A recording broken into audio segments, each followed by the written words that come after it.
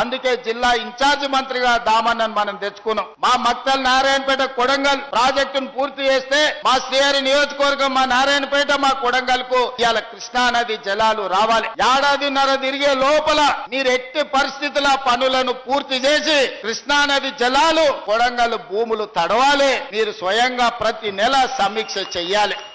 భూసేకరణ మొత్తం చేసినాం, అనుమతులు అన్ని తెచ్చినాం. ఇక పనులు ముందుకు పోవాలి. వికారాబాద్ కృష్ణా లైన్ 90% మంజూరైంది.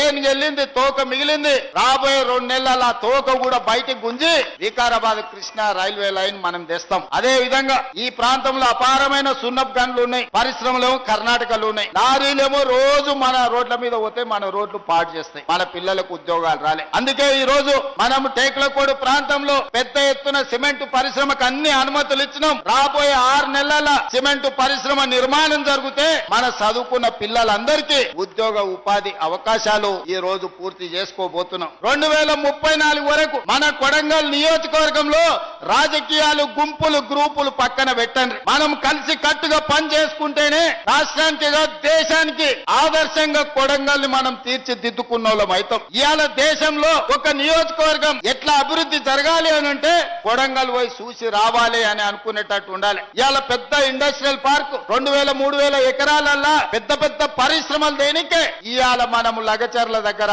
మనం పెద్ద పరిశ్రమలే కట్టుకుంటున్నాం. డైరెక్ట్ కోస్గి నుంచి ఇంటర్నేషనల్ ఎయిర్పోర్ట్ వరకు 300 ఫీట్ల రోడ్డు ముంబై, పూనా ఎట్లుంటదో అంత గొప్ప రోడ్డు ఇవాళ మనం తెచ్చుకుంటున్నాము. రోడ్డు అయినా 2027 డిసెంబర్ లోపల పూర్తి కావాలి. ఈ గుడి అయినా 2027 డిసెంబర్ లోపల పూర్తి కావాలి. విద్యాశాఖకు సంబంధించిన అన్ని స్కూల్స్ వచ్చే అకాడమిక్ ఇయర్ వరకే కంప్లీట్ చేయాలి. రైల్వే లైన్, సిమెంట్ పరిశ్రమల్ని అన్నిటిని కూడా 2027 డిసెంబర్ లోపల అన్ని పనులను పూర్తి చేసుకునేటట్టు ప్రతిరోజు పని చేయాల్సిందే.